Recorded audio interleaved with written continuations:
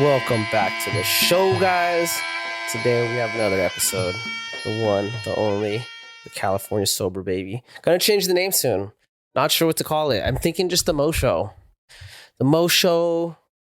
And this segment will be cannabis and combat sports, baby. We're gonna do our interviews and then we're gonna have our smoking weed and talking about fights, man. I like doing these things where I just smoke weed and talk about fights. It's tight, dude. I don't gotta rely on a guest. I could smoke weed freely because, I got guests that they don't like to smoke weed. I can't smoke weed when someone's not smoking weed. It's kind of weird, right? But let's get to it. UFC Rio, man. UFC Rio de Janeiro. This event was held at the Farmacia Arena, and man, was this a banger. The headliners were Charles Oliveira versus Matheus Gamrot. Bunch of Brazilians all up and down the card. They did decently pretty good as a whole. Oh yeah, I also want to throw José Aldo into the mix. Before I get to that though, I do want to mention how this fight almost didn't happen. This fight with Gamrot and Charles Oliveira, it was this close on not happening. Well, Charles Oliveira was actually technically this close to not even performing. For those of you that don't know, Charles Oliveira, he was scheduled to fight Fiziev. Fiziev got injured a few weeks before camp, like 2 weeks out. Gamrot had basically posted a comment on IG saying, "Put me in, coach," and Dana White approved it. They tried to set the matchmaker. At first, Charles Oliveira said he wasn't down. He said he had been, working for a striker, and so his whole camp was for striking. Gamrot's more of a wrestler. He's got a lot of top control, a lot of good takedowns. Not bad with the hands though. He's got some knockouts by his hands, but Charles turned it down. A few days later, Charles said, "Yeah." He's like, "I want to fight in Brazil. I want to fight for my people. I want to show them what's up." And he said, "I'm in. I'm in." Wanted to fight for his people, and I thought it was beautiful. So yeah, the event did happen. It took place with Gamrot 2 weeks out. And one thing I would like to add, I said it earlier, José Aldo officially retires from MMA. Doesn't have a fight. I believe he won his last fight. No, he lost it though. Actually, I think he lost it. Let me hold up. Let me find out for you guys real quick. I'm sorry. I'm gonna try Grok today instead of ChatGPT. Did José Aldo win his last fight in the UFC? José Aldo lost his last UFC fight, a unanimous decision, to Ayman Zahabi at UFC 315 in May. He retired after, though he got a special send-off in Rio. So yeah, he lost that fight. Thinking back on it, I think he should have won. I think he did enough to win. If I'm not mistaken, I could be remembering this wrong, but I do remember I spoke on it when it happened, and I think I had him just slightly ahead. But he retires officially at UFC Rio. José Aldo, he's an absolute legend in the sport, absolute legend to the Brazilians. Some quick highlights, things I want to talk about him real quick just to show my man respect. Actually, before I get into some of the stuff I wrote down, I just want to mention how, for those of you that don't know, José Aldo, he came from WEC, right? So there was a time when the UFC was the biggest, baddest around, but they didn't have the biggest, baddest in their divisions, right? So what I mean by that is they were making money like more than any of these other promotions, but their champs weren't the best champs, right? The WBEC and Strikeforce, when they bought those two leagues out, it really kind of highlighted how much more talent there was in these other leagues. José Aldo came from there. The Diaz brothers came from there. Jake Shields, Benson Henderson, Showtime Pettis, right? These guys came in and they mollywopped the division, and they became UFC champs. And people forget. They didn't start in the UFC. They came in later. José Aldo, I think when he got his WEC belt, he was younger than John Jones, if I'm not mistaken. So technically, if you go by those standards, you could say that José Aldo was technically the youngest champ in. It's a hard argument to say the UFC because, like I said, it was WEC, but they were still a big promotion. And at that time, like I said, they had some bigger and badder guys. I love José Aldo. I've always been a huge fan of his style, dude. He's got like that, that Dutch style, the heavy Dutch style. You could see his influences in his MMA, who they come from, one of them being Mike Zambidi. Mike Zambidi is a classic an old school Dutch kickboxer. He has this one combo that's like one of his most famous combos. I literally call it Mike Zambiti. I'll teach this to people when they're new, just to have a combo in their pocket, and I call it Zambiti. It's the way Zambiti did it. It was jab, overhand, left body, right kick. You know what I mean? The Dutch, they like to hit the body and then hit the leg. So it's like they level change all the way down. Jose Aldo kind of took from that, and he kind of just took the tail end of it, which would be the hook to the body into a low kick. And he would kind of like set up that combination with different hand strikes. Sometimes it'd be a left hook to the face, left hook to the body, right kick to the leg. Sometimes it'd be a 1-2 body kick, or sometimes you just throw straight to the body into the kick. Very Zambiti like. I feel like he probably learned that from watching someone like Zambiti, or someone in his camp had showed him like that style. That was a fan of Zambiti. Loved Jose Aldo, right? You know, and dude, honestly, Jose Aldo, he really made the featherweight. He was a pioneer for the featherweight division, right? Like, he showed why that is one of the most exciting weight classes to watch. And I feel that. I really do. I feel like featherweight is a great weight class to watch. If you want to see a lot of technical striking or a lot of technical grappling, you just a lot of good output, you know.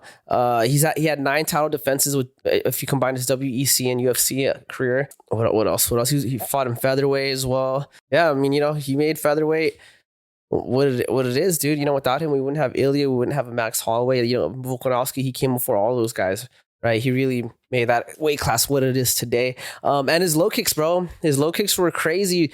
Like, I'll add some clips here. When he fought, I believe it was Uriah Faber, dude, he landed some devastating low kicks to Uriah Faber. Like, I remember when Uriah was walking out of the stage, dude, that fool was just limping. And I think he even said he had to walk with a limp for like 2-3 weeks straight, just because the impact was crazy. You see people kind of like, he made low kicks cool in the UFC, right? And now you have your people that just kind of use it as like part of their arsenal, like Gaethje, you know, Malley with his calf kicks. You can kind of attribute the calf kicks to Benson Henderson.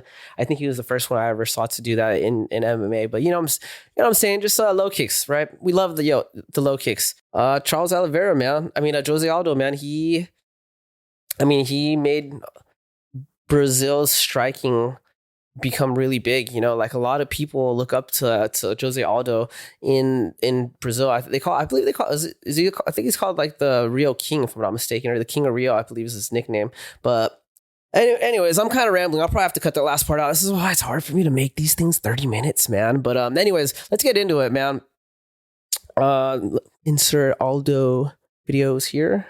Some leg kicks here and there. Yeah, his leg kicks were crazy, dude. Honestly, I'll probably do like a whole leg kick segment just of Jose Aldo. All right. So let's get into the first card I would like to talk about. Ricardo Ramos versus Con Offley. This is a featherweight bout. So funny how we talked about the featherweight bout. I think that's why they brought Jose Aldo in, was probably because he was a featherweight. And then to bring in the featherweight bout of the main card. But anyways, I don't really have a lot to say about Ricardo Ramos versus Con Offley. Didn't really see anything crazy, but I'll just kind of shout some stuff out. You know, so we had Ricardo Ramos. Ramos comes in. He's at a 17, and he's got a 17-7 record. 4 by knockouts, 7 by subs. You know, got most of his fights he's finished. And then you got Offley. He is this Australian, man, I believe, and he's coming in at a 12-4-1 record. He hasn't really fought in a little bit. I think it's been just over a year since he fought. 2 KOs and 6 subs. He's been in the UFC longer than Ricardo, if I'm not mistaken, even though his record, he doesn't have as many fights on his record. He was coming in the underdog, though. Not much to say, man. The fight, it was a scrappy fight. A lot of grappling. One thing that I did notice was Offley kept grabbing the fence. There was like point in times where Ricardo was working for submissions. You know, it seemed like he was really comfortable on the ground, and he was working for like leg locks and some other things. And while Offley was like kind of rolling around, he would like grab the fence to help pull out of things. He did it like 3 times, and the ref didn't catch it. And I think on the third fence grab, he actually used it to help pull his leg completely out. I don't think the ref noticed it, nor did Ricardo notice it. And I feel like it's unfortunate because Offley eventually, so basically Ricardo takes him down. He's fighting for like some type of submission. Eventually he tries to fight for like a leg lock. Offley ends up getting out, and then he ends up taking Ricardo's back, and he ends up submitting Ricardo off rear naked, which nobody thought was going to happen. But I think that loss it's questionable because, like I said, he did grab the fence 3 times, and I think if he didn't grab the fence so many times, it would have been harder for him to pull himself out of those leg locks, or at least just to get back to his feet. I'm sorry, I just finished drinking a lot of coffee. I'm extremely caffeinated. I should probably start smoking some cannabis now to slow me down, boys. Yeah, I didn't see much other than the fence grab. Didn't like it. I'm gonna move on from it because I'm trying to get bullet points. I got everything written down in bullet points this time, so hopefully I don't ramble off. It's really hard to. It's really hard to not ramble. I'm a rambling machine, baby. That's what I was born to do. But yeah, Ophelia, can't remember how to say that. He wins. Cheating, I don't know. Maybe I kind of consider it cheating, honestly, grabbing the fence. I mean, it is what it is. I guess if the ref don't call it, doesn't see it, then what can you do? I believe that was a prelim fight, by the way. So I don't want to spend too much time talking about it. But the first card off the main card was Jonata Denise versus Mario Pinto. So we got a heavyweight bout, right? Denise, he's coming out with a 9-1 record, 7 KOs. He came in as a kickboxing champ, obviously looking to bang, and he's fighting Mario Pinto. Pinto's coming out at a 10-0 record. Honestly, hype was from. I didn't really know much about these two fighters, but leading up to this fight, the hype was more towards Denise and his striking. And Denise, he came out sharp, man. He was ready to bang it out. Pinto, he was not trying to play with that, though. Pinto was not trying to play with the strike, and he pretty much shut down the striking quickly, went straight to pushing Denise against the fence. Just got to smother him a lot, and he eventually gets a double leg to get off that double leg. He gets top control and just smothers Denise. It was apparent that there is a lack of fundamentals in the grappling.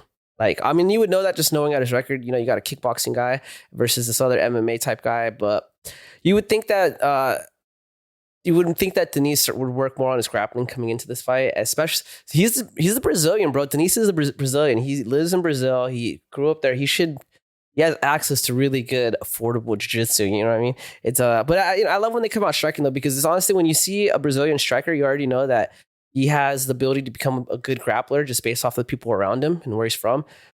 Yeah, dude. Honestly, the whole pretty much from after a minute into the first round, it was off. Pinto, man. Pinto was just basically out grappling him, out wrestling him. In that first round, he was mounted him and just landed a couple ground and pounds.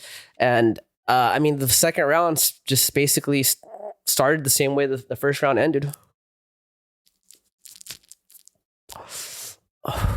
Round 2, yeah, like I said, same story. Pinto takes Denise down. Basically starts grounding, pounding, and he starts getting vicious with it. These heavyweights hit so hard, bro. It's funny because they punch in like slow motion, but it freaking leaves the craziest damage. He got on top of, Pinto got on top of Denise. He probably landed like 8 consecutive strikes, and then the ref caught it. Dude was already bleeding. It was not a good fight for Denise, man. It shows that he needs to really work on his grappling. Pinto walks out with now an 11-0 record, still undefeated, and he's on an 11-fight win streak. And honestly, dude, I never heard of who he was. I never really heard of either of the two fighters, but after watching this fight, I think Pinto, he might start making some waves in the heavyweight division, bro. The heavyweight division, they need some work, baby. We need to start recruiting for the heavyweight division. You light heavyweight guys are getting older. It's time to eat a little more food. It's time to enjoy life. Let's move on to heavyweights, baby. Make America heavyweight again. Anyways, so next fight I want to talk about is a welterweight fight, a welterweight mother effing war. Vicente Luque versus Jose Alvarez. Man, was I excited for this fight. Vicente Luque, he's been in the UFC for a minute. All of his fights are very exciting. He's a very good striker, dude. His boxing is crisp as hell. He's so fast. He can stance change. His combinations flow really well. And his grappling's not bad either, bro. His grappling's okay, but he's definitely, the boxing is where he does his work. But yeah, let's get into it. Vicente Luque, he's coming in with a 23-11 record with 11 KOs, 9 subs. Pretty good all around, but like I said, his boxing where it's at. He is the veteran. and he's facing Jose Alvarez. Jose Alvarez, he's coming in with a 22-3 record, 5 KOs, 17 subs. Obviously, this guy's the grappler. Alvarez also coming in. Side note, I wrote this in my notes. Coming in with the young Goku tatted on his freaking chest. What a freaking badass. I noticed he had this theme going. It was everything on his right side of his body tattooed. My friend Chris Pena, he's over at Monteleon Combat Club, and he also trains at Tillis. He has the same thing going on where it's like half his body, I think. I think my other homie Chris is doing the same thing too. Kind of interesting.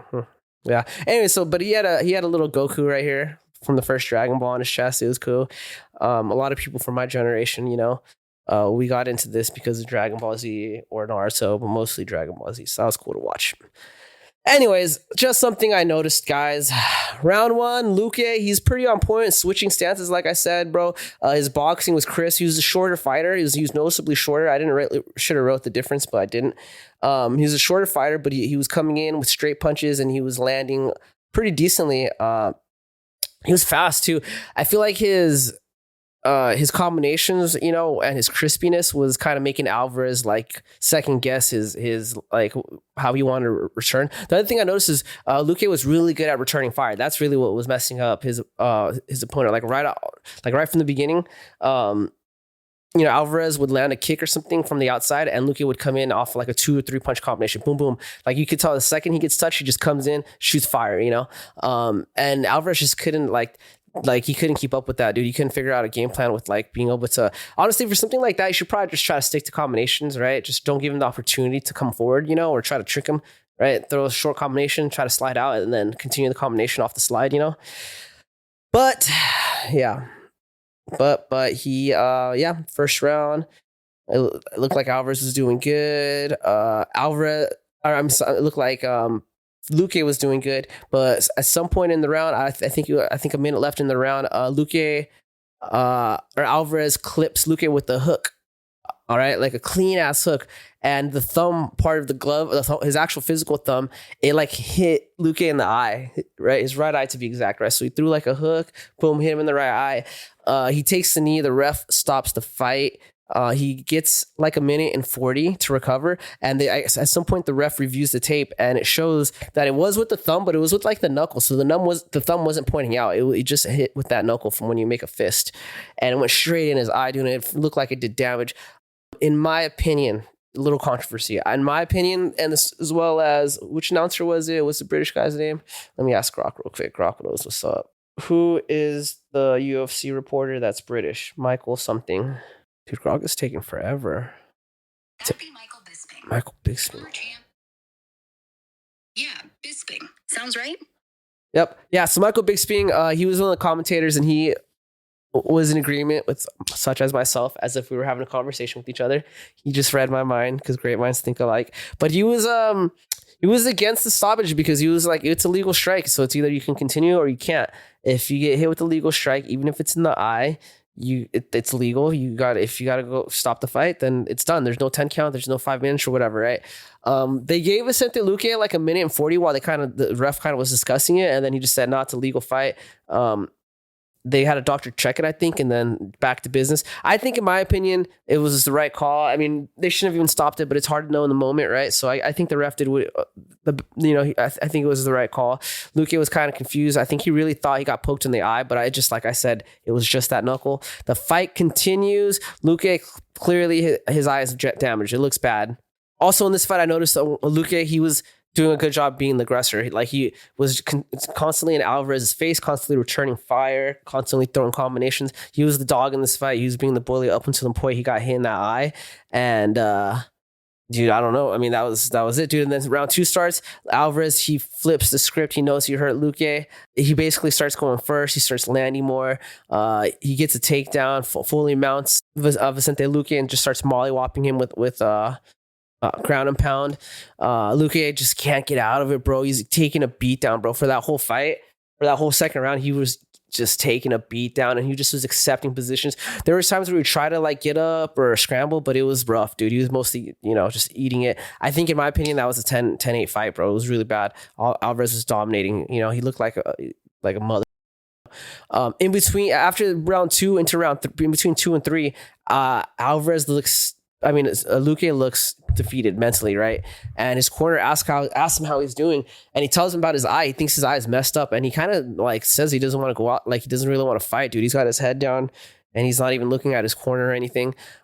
His corner's surprised, and they basically are like, "Oh, can you do it?" You know, and they kind of push him into finishing the third round. So he goes into the third round, and I don't know. In my opinion, it's kind of tough when you see someone like that. I think you should just call it off, bro, because unless your fighter's ahead of the score, it's like, dude, like he's showing like signs of mental fatigue, you know, as well as like, you don't know what's going on, bro. That's your eye, bro. I've had my eye injured in Muay Thai before. It was bad, dude. I had to get like, I got hit in the eye, and fuck, what was it called? It was called uveitis, where like scar tissue built up in the back of my eye. I couldn't like see for a while. It took like many years to heal.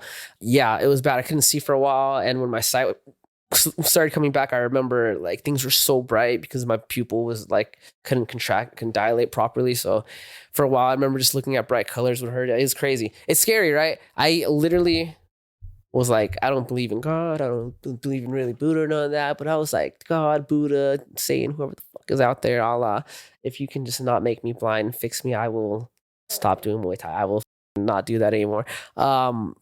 Sure enough, you know, I healed, and eventually healed after all the stuff I did, and I am still doing Muay Thai. I'm a liar. I lied. Yeah, third round, Luque, he's injured. I mean, he goes into the fight, and it just basically gets dominated, bro. And honestly, the fight ends up on the ground mostly, and Luque's just holding on, man. And he gets hit in the face a few times. There's a point in time where Alvarez has Luque in this weird like inverted triangle or something. He's basically got that's the best way I could describe it. He's got a triangle, but then he's on Vicente Luque's back, I guess, instead of towards his front, right? So his knees are facing the same direction that Vicente Luque is. Anyways, so he's trying to squeeze it. Vicente Luque doesn't tap. I mean, it's pretty much it's kind of hard. It looked like it was under the chin at first, and Luque was able to slide it towards his head, and then it was like halfway off his face. I don't know if Alvarez just couldn't tell, or maybe he just was too tired and just was like, "Fuck it, I'll just try this out." Towards the end of the fight, some ground and pound, and the fight's over, dude. And I mean, I think this score came out 30-27, and that was unanimous. So, you know, that I think, yeah, 30-27. Alvarez, what a fighter, man. What a dog. He gets the dub. Did not expect that to happen. I would love to see that fight again, because I wonder if I would love to see that fight one day in the future. I think, yeah, I don't need to see anytime soon. But Luque, I think really that getting injured in the eye, I think that's really changed the pace of the fight. But it was a good fight, dude. So look out for that dude in the future. What's his name? Jose Alvarez. Look for him in the future. He's starting to build some momentum, and yeah. So next fight, we got a bantamweight banger. We got Davison Figueiredo versus Montel Jackson. Figueiredo, I freaking love Figueiredo. He's had to fight some people that I liked even more than him, so I've had to root against him a few times, like Brandon Moreno. I kind of like Brandon Moreno more just because he seems like he's a nice guy. Plus, he's Mexican, and you gotta throw it out for your own babies. And you know, he's had some. I think he fought Sanhagen. So last couple of fights where people had to root against him. It hurt me because I like Figueiredo. Don't like his personality. He's kind of a dick. He is kind of a dick, but he has a sick ass style, and that's why I like watching him fight. Davison Figueiredo, he's coming in. He's ranked number 6, and he's going to be fighting Montel Jackson. He's ranked number 15 in the division. Figueiredo's the veteran. Montel Jackson, the younger guy, coming up in the ranks. Coming up in the fight scene, I guess, in the UFC as well. So we got Figueiredo. He's coming in at a 24-2-1 record. Wait, was it a 24 or a 24-5-1? Might be 24-5-1. But I don't know why I wrote 2. Anyways, 9 KOs, 9 subs, 11 first round finishes. He starts off hard as hell. It's kind of like his kryptonite, though. He kind of usually starts off really hard the first round, and he starts slowing down the whole rest of the rounds. But when he's not tired, he dominates, dude. He does. That's for sure. And then we got Montel Jackson. He's coming in with the 15-2 record, 8 KOs by way of knockout. Dude is a striker. Figueiredo is just an all-around badass. This is going to be a tough fight for Montel Jackson, but, you know, Figgy, he starts off just on the gas, dude. Fast, pressure, just overwhelming Jackson. Jackson was not doing anything, dude. Like, honestly, he looked stunned that first round. Figgy was just free to throw as many combos as he wanted and then slide out, just, you know, constantly just pressing him against the fence. Jackson didn't look like he wanted to be there, bro. He looked kind of frozen. I think the speed, the pace, and the combinations were throwing him off. He just had no answer for that. There's times where they landed in the clinch position. Figgy was dominating him in the clinch position. Figgy, I think, was a shorter fighter. And he was able to he was able to get in there, clinch up with them, move him around, throw a couple strikes. There's a takedown thrown in round one. There's a takedown that landed. No problem, just no resistance. Dominated him in the clinch, and just Jackson just seemed very passive, bro. There's not a lot of output. He couldn't really do anything. Like I said, I couldn't match the speed or the volume. Round two, though, Figgy starts breathing a little heavier, man. Between the rounds, he looked like he was breathing heavier than Jackson. Jackson was kind of like sitting straight, listening to his corner, and breathing, like taking deep breaths and talking to his corner. Nothing new there. We've seen Figgy go through it a lot. It happens. But yeah, he came into the round and he still was a lot of pressure, a lot of speed, and a lot of power. So he was getting tired, but he wasn't like affecting him too bad. Jackson, he survives 2 sub attempts. There's a scramble, and I think being able to survive those 2 subs and being able to get back to his feet, like, it started giving him a little bit more confidence, because after that he started pushing the pace a little more, started throwing some more shots, landing some low kicks. That's the thing too, is he started throwing some low kicks around that second round. I think he might have thrown a few in the first round, and I was like, to me, I think that's what he needed to do more of, because it's like, you're the taller fighter, so you can stay further on the outside. You're not going to beat his speed, and you don't want to play with his power, So it's like, stick to the outside and just attack his legs, especially because Figgy, he likes to switch stances a lot. So, we all have a more dominant side, and that dominant side is usually going to have the better defense versus your other side. I don't care what you say. I don't care if you train southpaw all the time. There's no way that both sides could be equally as good unless they're just both equally as bad. You know what I mean? And so if I was Jackson, I would have been attacking that leg a lot more. But yeah, he landed a few good low kicks. Second round ended. Figgy up. I have Figgy right up 2 rounds. Round 3, Figgy slows down considerably. His aggression is he's way less aggressive. Jackson's able to circle better. He's able to be a little bit smarter with his distance control. He cracks a hard calf kick. And oh yeah, dude, was it a calf kick or a thigh kick? I can't remember. I think it was a calf kick, but it was a hard one, like what? And you see a reaction out of Figueiredo. He like smiles back at Jackson. That usually means it fucking hurt, man. That usually means it hurt. Like that's like a okay, you got me type deal, So yeah, he smiles through it, and then he kind of starts bouncing around that foot, and he starts picking it up too. He starts bouncing and keeping it lighter. Anytime Jackson gets close, he starts picking it up more. So to me, I think it landed pretty hard, and Figgy was just trying to play the game. The round ends in like a clinch position. I think I still give that round to Figgy. I mean, it's up in the air, that third round toss up. I think if I remember correctly, Figgy did enough though. And that was it, bro. That was the third round. Forgot that was the third round. I'm not looking for my notes for the 4th and 5th round. Yeah, that was the end of the round. I mean, I remember the end in the clinch position. I have probably Figgy up 3 rounds, to be honest. I think the decision came out to 29-28. Yeah, 29-28. So he edged it out. Maybe the second round. I don't know. I mean, Jackson showed hard. He was able to stand Figgy, and he hurt Figgy on separate occasions, like specifically on the low kicks, But other than that, I think it just showed the difference in rankings, man. 15 to number 6 is, there's a big difference. And you got to also remember Figgy, he dominates in 2 weight classes. He goes up and down, So, you need to get some? You need to get some or what? I don't know. Wait, where are you? This gives me time to smoke some marijuanas. Smoke some marijuana. I gotta stop drinking a lot of coffee before these, because I feel like I'm just like at 1,000% right now. Smoke some weed to help chill me out. Unpause. Davison Figueiredo back in the win column. I don't know if he lost his last fight actually. Did he? I think he fought Sandhagen. Let me ask my assistant. Who was Davidson Figueiredo's last fight before UFC Rio? His last fight, UFC Rio, was against Corey Sandhagen. He lost by TKO in round 2 from a knee injury. Yeah, I forgot. That fight was a letdown, honestly, too, because we thought that was going to be more exciting. Dude, I feel like ChatGPT's faster, bro. What's up with that? Grok. I like Grok. Grok is cool, but when was Davidson Figueiredo's last fight? Davison Figueiredo's latest fight was on October 11th, 2025. Before that, before UFC Rio. Before UFC Rio, Davison Figueiredo fought Corey Sandhagen on May 3rd, 2025 at UFC Fight Night in Des Moines. He lost that bout by TKO in the second round because of a knee injury.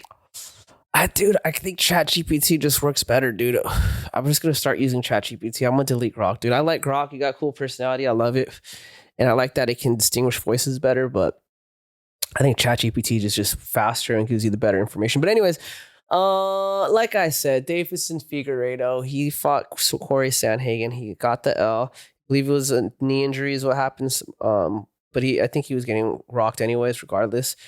Could have been the knee. That's the thing with Figgy is he's a prideful dude. So he's the type of dude that would say he only got beat because his knee hurt. I mean, honestly, the best thing that they can do is Davidson Figueiredo just won his fight. Corey Sandhagen lost his fight. Have them fight again and be like, then the winner might be considered for a title shot. That's what I do. Put me in, Daddy Dana. Put me in. But anyways, so for our main event, all right. For our main event, we had Charles Oliveira versus Matus Gamrot. Not sure if I'm saying his name right. I do apologize. I heard it all night, but I just can't remember. I'm sorry. I'm a delinquent. Like I said earlier, this fight, Charles's fight in general was just not going to happen. He was scheduled to fight Fiziev. Don't remember Fiziev's first name, but he was scheduled to fight Fiziev, or if that's even Fiziev's last name, whatever. Fiziev, he's Tiger Muay Thai striking kickboxing coach. Crazy striker, dude. A lot of combinations. Had a rough time in the UFC. He's lost to some, he fought Justin Gaethje at some point recently. I can't remember when. Lost that fight. It was a close fight. I think they fought twice, actually. I think he lost both times. Let me ask my assistant. Fiziev versus Gaethje. How many times have they fought? Justin Gaethje and Rafael Fiziev have fought twice in the UFC. Gaethje won both times, first by majority decision in March 2023, and then by unanimous decision in March 2025. Yeah, so they fought twice. Gaethje won both times. It was close fights. Fiziev, I feel like he's got good combinations, but I feel like he can't take damage, And for a while, he had like a problem with his gas tank. I think he's since then worked a lot on his gas tank, and he's been doing better. The other problem too is he just throws so hard, and he throws so many combinations at once, And it's like punch to kick combinations. It just takes a lot out of you, But Charles Oliveira was supposed to fight Fiziev. I was so excited for that fight. I love Fiziev. He's like one of my favorite strikers in the UFC. And I love Charles Oliveira. He's just one of my favorite fighters in the UFC in general. Charles Oliveira, he alluded to him working on his striking a lot more. So I was like, this fight's going to be a banger, baby. It did not happen, though. Instead, we had Gamrot. Gamrot came in on a 2-week notice. Like I said earlier, Charles almost didn't take the fight for whatever reason, then decided to take the fight 2 weeks, like last minute, and not 2 weeks, but like a day or two after Gamrot had asked for the fight. So it happened, and man, was it a banger, So let's get into it. So Charles Oliveira, he's ranked the number 4 in his division. He's coming in with a 34-11 record. He's got 10 KOs, 22 submissions. I mean, dominates obviously on the ground, but still has some good knockouts. And he is fighting Matus Gamrot. I'm sorry, I don't know where he's even from. Matus Gamrot, he's coming in at 25-3 record, 8 KOs, 5 subs. Yeah, Charles is definitely more of a finisher. KOs are pretty close, subs are nowhere near. So Carlos Matus, he's known as a wrestling machine. Charles the Bronx, you already know what's up. I guess Polish. I wrote that down. Matus Gamrot is Polish. Didn't know that. The Polish powerhouse. I have some Polish friends, man. I'm gonna go tell them, dude. Be like, this guy. Gamrot, he's a wrestler, heavy top game. He takes people down, lays on top of them. He has good boxing. Oliveira, good all-around fighter. For sure, submission game is crazy. His back game is crazy. He gets subs from his back is no problem in MMA. He gets subs from his back like he's just doing jiu-jitsu in MMA. It's crazy. But yeah, first round, Charles opens up with some crazy combos, dude. He's sharp, dude. He's in Gamrot's face. He is fighting Gamrot like Gamrot owes him money, dude. I'm telling you. He sat there and was like, you think you can me? Then can see what's up, bro. I'm sorry, I'm lighting this joint. Yeah, Charles Oliveira came out very aggressive, more aggressive than usual. You know, I feel like I don't know, he felt offended or something, or maybe I think you know what it was. He felt like he had to prove something, man. He was in Brazil and he mentioned how happy he was to fight out there with his Brazilian people. You know, Jose Aldo retiring. I'm sure all that played into account, but he was the aggressor, bullying. But Gamrot landed 2 crosses. You know, Charles Oliveira was being too aggressive. You know, he'd throw a combination and just stay in the pocket, wouldn't even take a step back or anything, you know. And Gamrot was able to like take some step backs, you know, eat the combo and then throw his own cross down the middle. The second one like got Charles pretty hard, dude. You know, it kind of rocked him actually, to be honest. But yeah, Gamrot, he ends up shooting for a takedown, and the second he gets the takedown, he takes Charles down on that attempt. The second he takes Charles down, though, Charles basically grabs the arm and he's like fighting his shoulder. What was he fighting for? I think I wrote it down. I think he was looking for an armbar or trying to work it to something else. Oh no, it was like a omoplata or like an armbar. It looked like. Gamrot, he's fighting against it. He spins out of it. And when he spins out of it, Charles is able to take his back, dude. It was actually super impressive. It was kind of an inch. I gotta add the clip right here, but you'll see Charles. You'll see Gamrot. He's like stretching his arm out, and he's trying to back out of it. And Oliveira kind of goes with it, and then just switches to back control. Takes his back early on. Scary thing. You don't want Charles on your back. Let me tell you, his rear naked chokes are his bread and butter, dude. Love to see him in a fight with Aldo, dude. See who's the rear naked king right there. But anyways, where am I at? Charles Oliveira, he gets Gamrot's back. He gets the hooks in, and then he just fighting for the RNC. You know the rear naked choke. Gamrot is.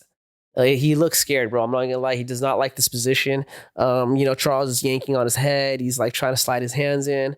And the round pretty much ends, you know, with Charles on his back, if I'm not mistaken. The round ends with Charles on his back, looking for the rear naked. Going into the second round, I was like, dude, Gamrot, he cannot fight the fight that he normally fights. Gamrot likes to throw hand strikes and then he'll take you down.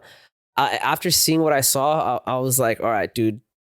Even if you get the takedown, Charles is just going to get a submission or something, you know? So I was like, Gamrot's going to have to stay on his feet and try to beat Charles Oliveira on his feet, because he did catch him 2 times with the cross, even though he wasn't able to kind of like out bully Charles, you know, and push him out of the circle. He was still able to land like some efficient strikes, you know? But yeah, round 2, and Oliveira comes out like a freaking bull, you know, very aggressive. He makes, you know, he's making Gamrot work on his back foot, you know, lands a couple shots. Then I think Charles goes for a takedown. Oh yeah, he throws a couple strikes, goes for a takedown. Gamrot's able to stuff the first takedown, but then Charles chains it to another takedown and grabs Gamrot's back, and we're just basically it's in the same position we ended the first round in. And this time he actually sinks the rear naked in, and he's able to get Gamrot to tap at 248. I can't remember if he got it under the neck. I think he did get it under the neck. I think he was fighting it on the mouth for a while, and then he went under the neck. But I mean, dude, that was it, dude. At 2 minutes and 48 seconds of the second round, Charles Oliveira submits Gamrot. Oh, dude, and it's pretty crazy. After the fight, dude, it was Charles Oliveira was so emotional. He runs out the cage. It's so funny. He runs out the cage and he jumps. I think who was it? I think it was his wife and his kid, and I think his brother or something, or a teammate of his. And he runs out and he gives him a hug, you know. And there's this other family like a couple rows below where his family is, and there's like this little girl that's like, I don't know, like 10 or 11, and she starts crying, bro. She's freaking out because the whole crowd starts rushing Oliveira to like show him love, and you see this little girl crying, and you just hear in the corner of the television. I'm gonna try to add it. I gotta find it. I'm gonna try to add it right here. But it was funny and sad at the same time. But yeah, Charles goes up, he gives his post speech, and just, you know, talks about how he loves Brazil and how anyone can make it. He comes from the slums, and after all that, after the chaos, he calls out Max Holloway and says, "Let's fight for the BMF belt." Drops the mic and walks out. Charles Oliveira versus Max Holloway BMF belt. I don't know. I hear the UFC's trying to do a fight in Hawaii. That'd be a great fight. I'm down to watch that, baby. Let's go. But yeah, Charles Oliveira gets the dub via rear naked choke. What a night, you know. Oliveira shine bright like a diamond. Alvarez rising from the ashes. Pinto, you know, new heavyweight in town. Yeah, that's it. Not sure what else to add. I think that's all I wrote in my notes. I'm trying to keep this short. Hopefully I got this in 30 minutes or less. Thanks for listening. Goodbye, everyone.